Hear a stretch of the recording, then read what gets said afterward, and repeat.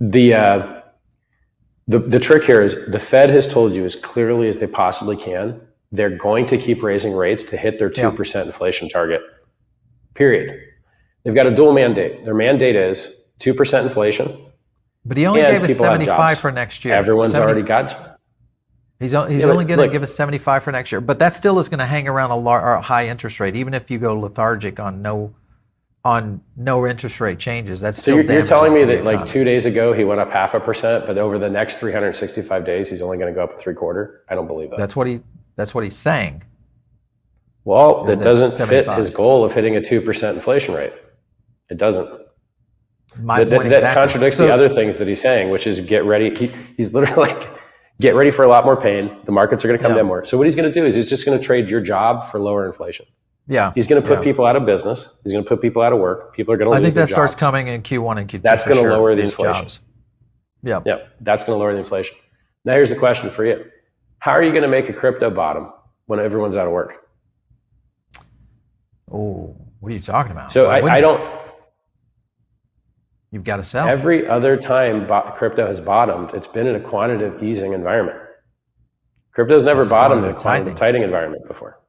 Yeah. So now look, the crypto will bottom first, in my opinion.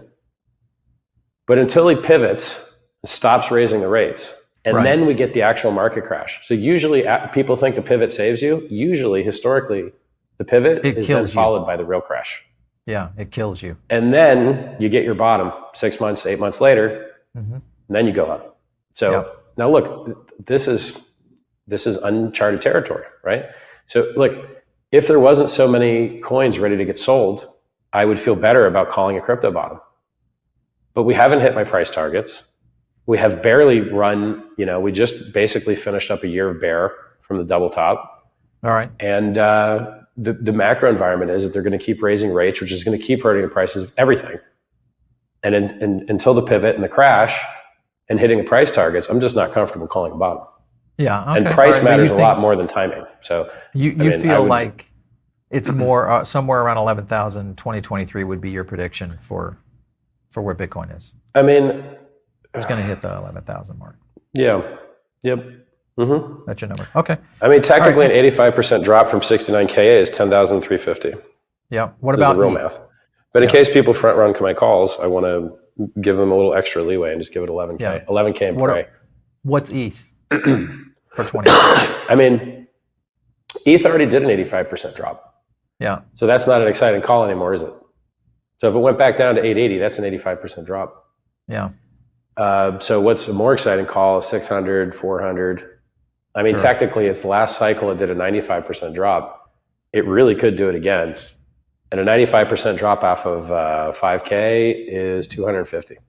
Yeah. So you could see if it does this cycle, what it did last cycle, you could see $250 Ethereum, which is only a 66% drop. I think Solana make it through this run. Yeah, it'll survive, but like the network's down all the time. And it's hard to spool up stuff on. We talk about that. And FTX going to dump it into oblivion. So like, and FTX like stole all their stable coins off their network or something. Like everyone that was bridging into that network was bridging using FTX bridge or something. And like, yeah. Where do you think GBTC is going to go? Dude.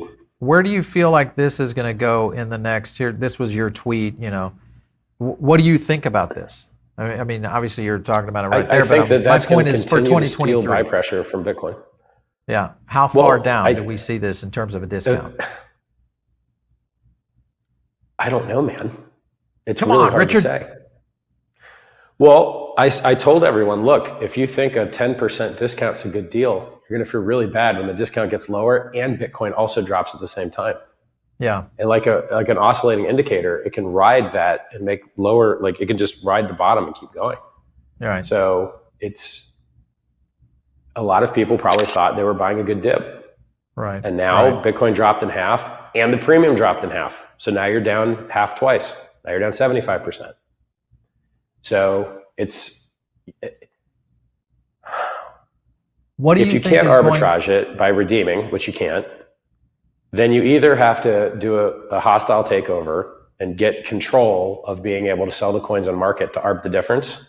And I would need to look at the internal corporate structure and see if they could poison pill it or what the angles are to prevent the corporate takeover. Because, I mean, think about it. They hold 3% of the Bitcoin supply. Largest.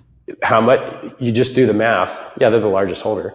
So, I mean, next to Satoshi, I guess. Satoshi's got 5%. Yeah. If you do the math and you're like, well, how much will the market dump when we try and murder it with this 3%, which is probably like 20% of all the available tradable coins. Right. It's the problem with making a prediction in that environment is I don't know the corporate governance. It's very in-depth paperwork, and I don't know what counterplay they have. Yeah. And so for me, it's just more sell pressure. Okay, it either absorbs all the buy pressure that Legacy was going to give, because why not buy at a discount when it's usually 20% premium? Cool. Or, I mean, the answer to that is maybe ETF comes. Hold your breath. That would be definitely. Or you have to liquidate it. And either way, it's sell pressure.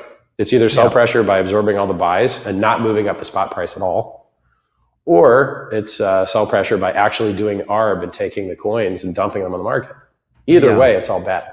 Yeah, that would be bad. There's no possible upside at all.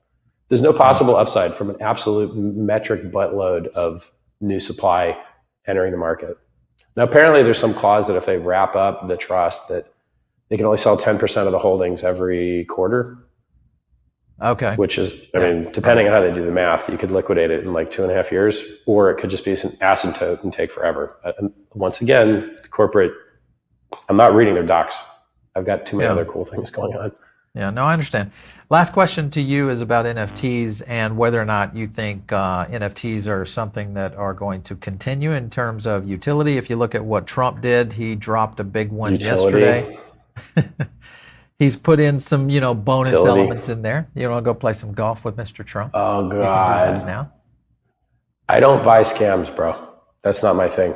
So if you want to overpay for a JPEG, if you want to overpay for a serial number loosely related to a JPEG, which may or may not still be hosted on the internet, you're an idiot. You're stupid. All right, well, you deserve to lose all your money. 2023 Trump's NFTs. Yeah. They can go in the server and change your NFT to a dick pic anytime they want. Because your NFT is a link to a website. You may very well do that. They could have been smart and put it on an IPFS and made it kind of immutable, but they're not smart. So yeah. Richard, one day I own the world's largest diamond. One day I'll turn it into an NFT, and then I'll do it better and I'll show you what it looks like.